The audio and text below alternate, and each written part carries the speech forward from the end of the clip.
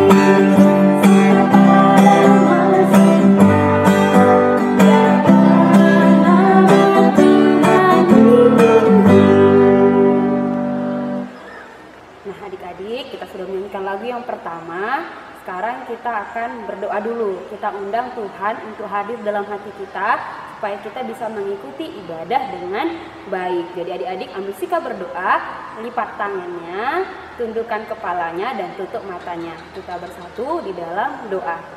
Terima kasih Allah Bapa yang baik, terima kasih Tuhan Yesus buat pagi hari yang cerah ini kami boleh beribadah bersama-sama walaupun dari rumah kami masing-masing Tuhan.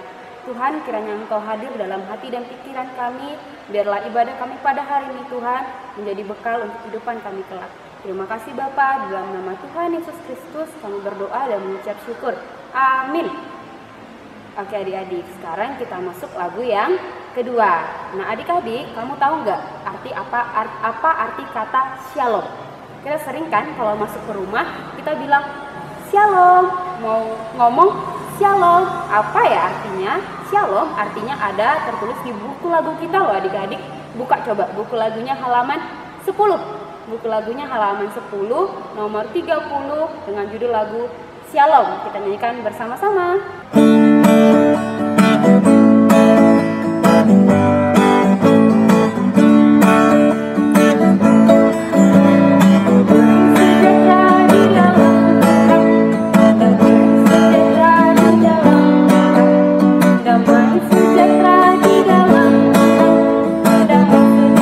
shalom, shalom.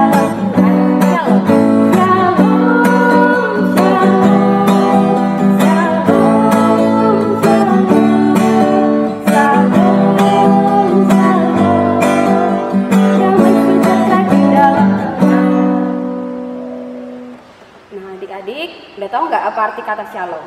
Ya, shalom artinya adalah damai sejahtera. Jadi adik-adik kalau kita mau masuk ke rumah orang nih, shalom artinya kita datang untuk membawa damai sejahtera. Dan kita selesai ngomong nih, kita bilang shalom artinya aku akan pulang dan aku akan menyebarkan damai sejahtera ke orang-orang yang akan kutemui selanjutnya. Oke adik-adik, jadi lebih tahu apa arti kata shalom ya.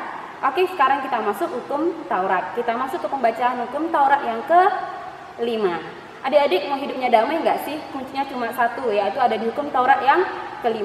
Kita baca bersama-sama ya. 3, 2, ya. Titah ke-5.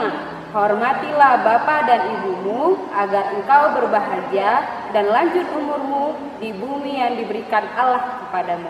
Maksudnya apa sih Kak? Maksudnya kita harus takut serta kasih kepada Allah. Sebab itu jangan bersikap remeh kepada orang tua. Orang tua itu apa? Maksudnya bapak dan mama aja ya Kak ya? Bukan ya adik-adik. Orang tua itu adalah orang yang lebih tua dari kita. Harus kita hormati, kita harus segani. Bukan ditakuti adik-adik, harus dihormati dan disegani. Karena kita kalau sudah segan, hormat, maka kita akan pasti menuruti kata-kata orang tua. Demikian hukum Taurat kita hari ini. Amin. Nah adik-adik, kita telah baca hukum Taurat yang ke-5. Sekarang Kak, tahu nggak sih kasih itu atau damai itu harus ada dalam hati kita? Tuhan minta damai atau kasih itu ada dalam hati kita seperti sungai yang selalu mengalir. Adik-adik pernah lihat sungai nggak sih? Nah, pernah ya, sungai kecil atau park kecil nih, airnya terus mengalir. Tuhan minta damai juga begitu dalam hati kita. Kita harus membawa damai kepada siapapun yang kita jumpai. Kita angkat lagu pujian kita yang berikutnya. Buka buku lagu halaman 71 nomor 6. Halaman 71 nomor 6. Judul lagunya Kasihnya Seperti Sungai. Kita nyanyikan bersama-sama.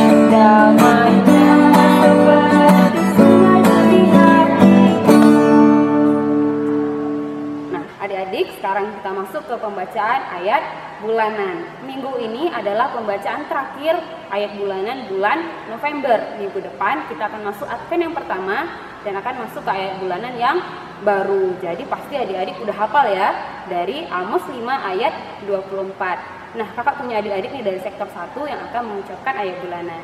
Silahkan saksikan. Nama saya Ezekiel Yohanes Tambunan dari sektor 1. Amos 5 ayat 24. Tapi biarlah keadilan bergulung-gulung seperti air dan kebenaran seperti sungai yang selalu mengalir. Amin. Nama saya Hizkia Jonathan Tambunan dari sektor 1. Amos 5 ayat 24. Tetapi biarlah keadilan bergulung-gulung seperti air dan kebenaran seperti sungai yang selalu mengalir. Amin. Nama saya Rizky Panjaitan dari sektor 1, Amos 5 ayat 24. Tetapi biarlah keadilan bergulung-gulung seperti air dan kebenaran seperti sungai yang selalu mengalir. Amin. Oke, terima kasih ya untuk adik-adik yang sudah menghafal ayat bulanannya sampai di minggu terakhir November ini. Semoga firman Tuhan menjadi berkat buat kita. Amin. Oke adik-adik, sekarang kita akan mau mendengarkan firman Tuhan. Firman Tuhan hari ini akan dibawakan oleh Inang Jonathan. Nah adik-adik, sudah ada yang mau pergi nih, mau ngambil makanan nih. Jangan dulu, kita harus tetap duduk dulu. Kita harus dengarkan firman Tuhan dengan penuh sukacita. Kita buka buku lagu kita buka halaman 6. halaman 6 nomor 19. Buku lagu halaman 6 nomor 19 dengan judul lagu adalah Sukacita.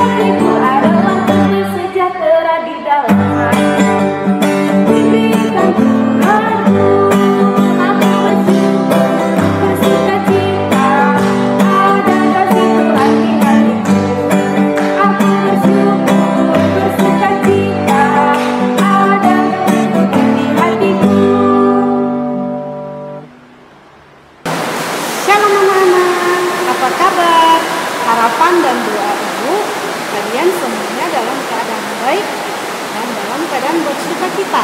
Ada sukacita? Amin. Nah, saat ini kita mau mendengarkan firman Tuhan. Firman Tuhan. Sebelumnya, coba semuanya persiapkan Alkitabnya, persiapkan hatinya, dan duduk yang manis. Duduk yang manis, oke? Sebelum kita belajar tentang firman Tuhan, kita berdoa dulu.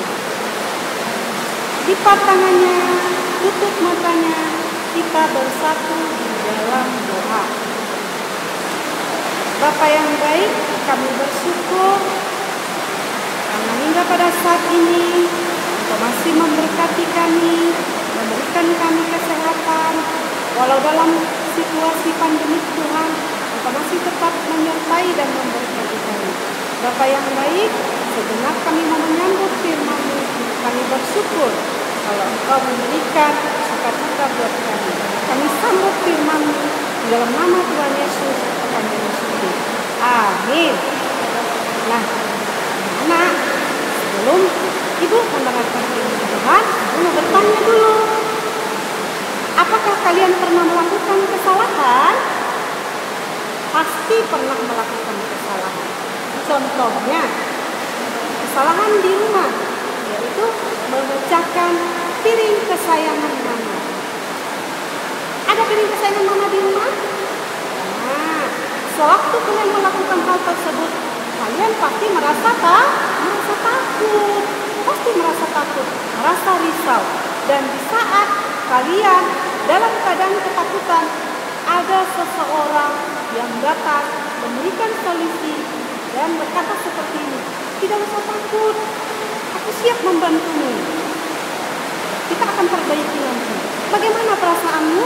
Pasti bahagia, karena ada seseorang yang membawa damai di hatimu.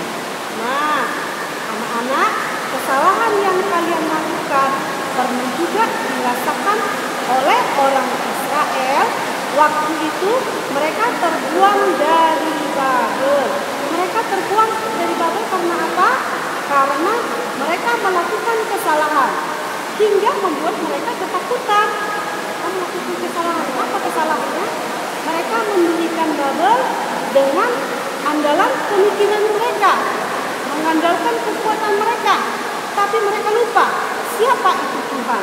Mereka lupa apa komitmen Tuhan buat manusia, sehingga Tuhan pernah berjanji kepada Adam dan Hawa akan diberikan keturunan untuk mengisi bumi. Nah, waktu itu Babel dipimpin oleh Raja Nimrod. Nah, mereka berencana dan berpikir mendirikan satu kota.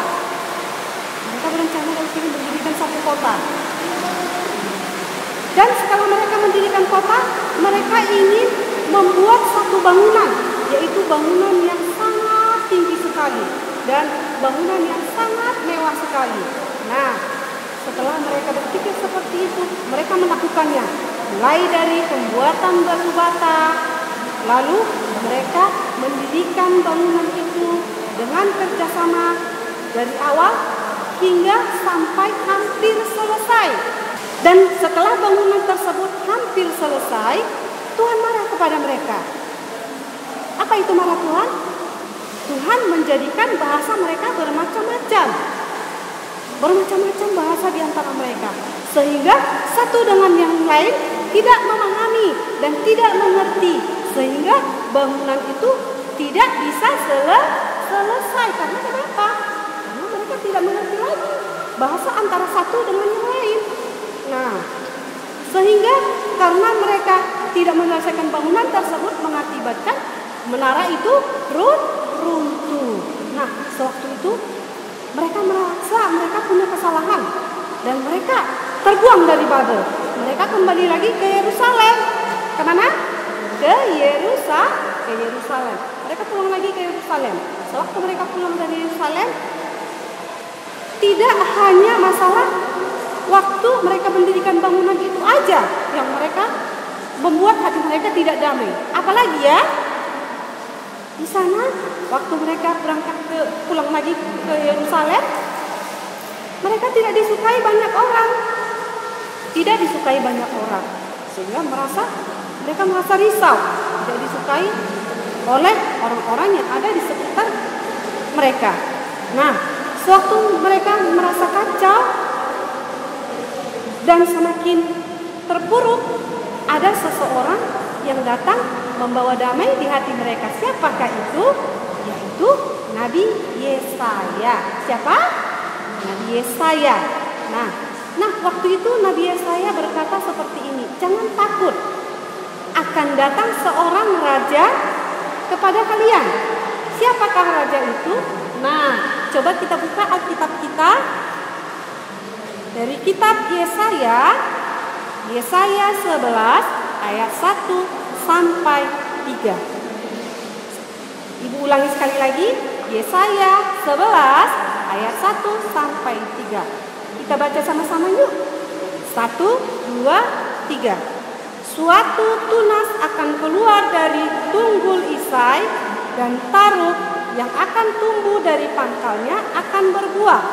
Roh Tuhan akan ada padanya, roh hikmat dan pengertian, roh nasihat dan keperkasaan, roh pengenalan dan takut akan Tuhan. Ya, kesenangannya ialah takut akan Tuhan. Nah, segala sesuatu kita harus lebih takut kepada Tuhan. Kita harus lebih takut kepada Tuhan daripada manusia. Sehingga di mana setiap kita berada, kita tidak melakukan kesalahan. Nah, ada ciri-ciri pembawa damai di tengah-tengah orang. Mau tahukah anak-anak ibu semuanya? Nah, ini dia. Kita harus membawa damai di antara keluarga, di gereja, dan juga di lingkungan. Contoh pembawa damai di rumah. Yang pertama, cara makan yang baik. Nah, di antara keluarga perlu cara makan yang baik. Bagaimana cara makan yang baik? Harus berkumpul dan makan yang tertib. Dan yang kedua, berani meminta maaf. Kalau salah seorang dari antara anggota keluarga melakukan kesalahan kepada yang lain, harus berani meminta maaf, tidak boleh egois, ya. Harus berani meminta maaf. Yang ketiga, menggunakan kata permisi. Nah, ini dia ya. Menggunakan kata permisi. Di zaman sekarang ibu sering melihat anak-anak kalau pergi kemana-mana, mereka tidak disiplin lagi, tidak mau permisi kepada orang tuanya. Nah, harus permisi. Nah, yang keempat, sopan ketika bermain.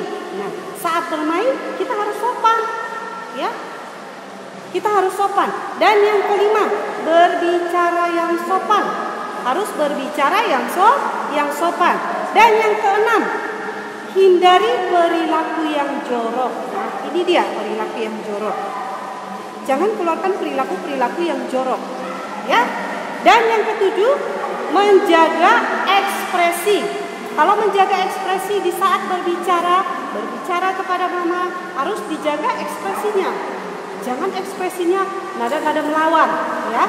Ekspresinya harus lembut. Nah, itu dia. Nah, pembawa damai di gereja. Apa itu pembawa damai di gereja? Bagaimana sikap pembawa damai di gereja? Yang pertama, harus penuh kasih.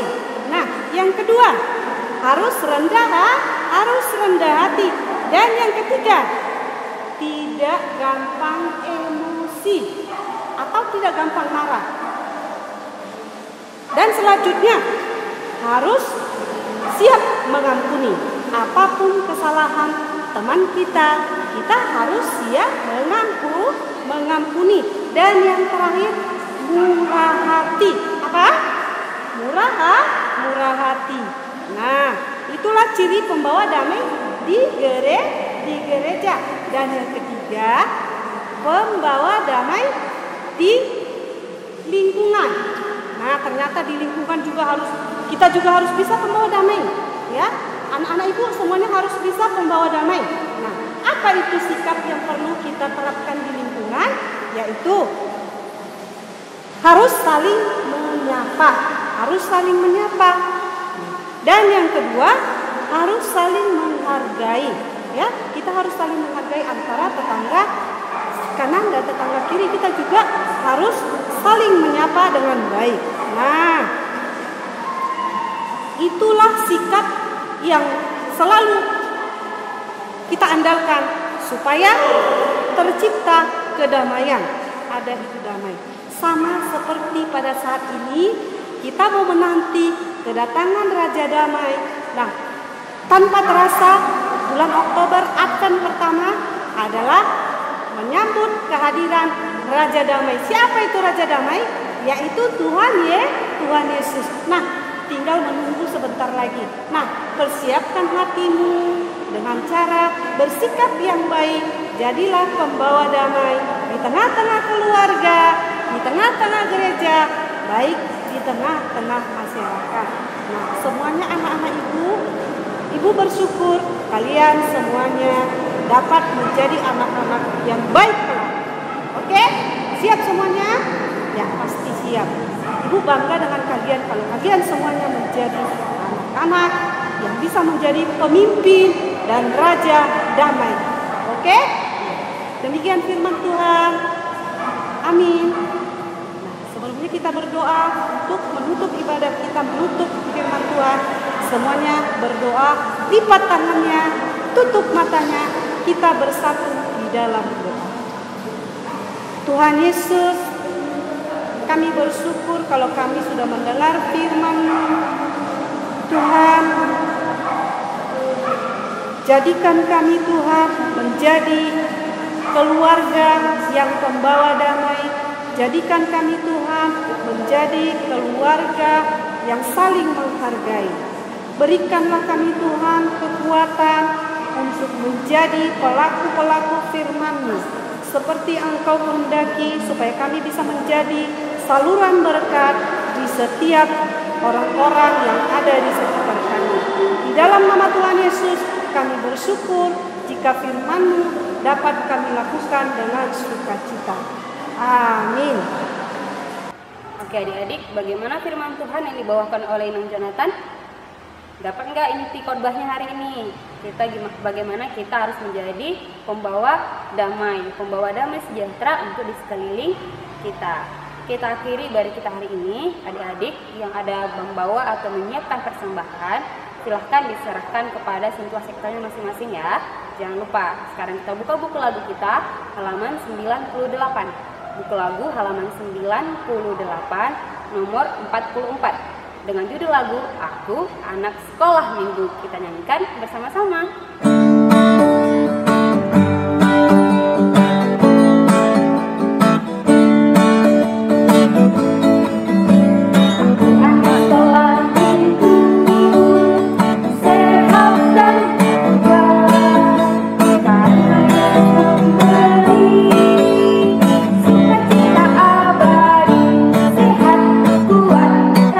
Berdoa setiap hari, saja kita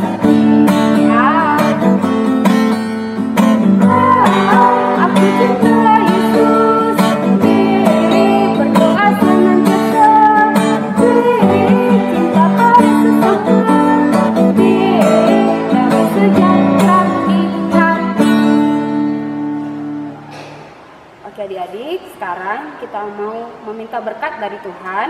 Kita mengucapkan doa Bapa kami. Ambil sikap berdoa yang baik ya. Lipat tangannya, tundukkan kepalanya, dan tutup matanya. Kita sama-sama memohon di dalam doa Bapa kami.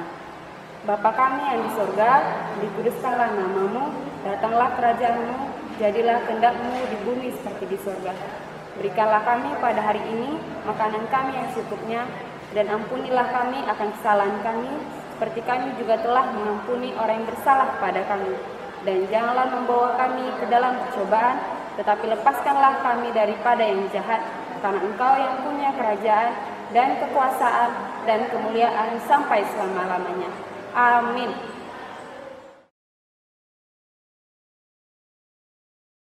Sampai jumpa minggu depan. Tuhan Yesus memberkati.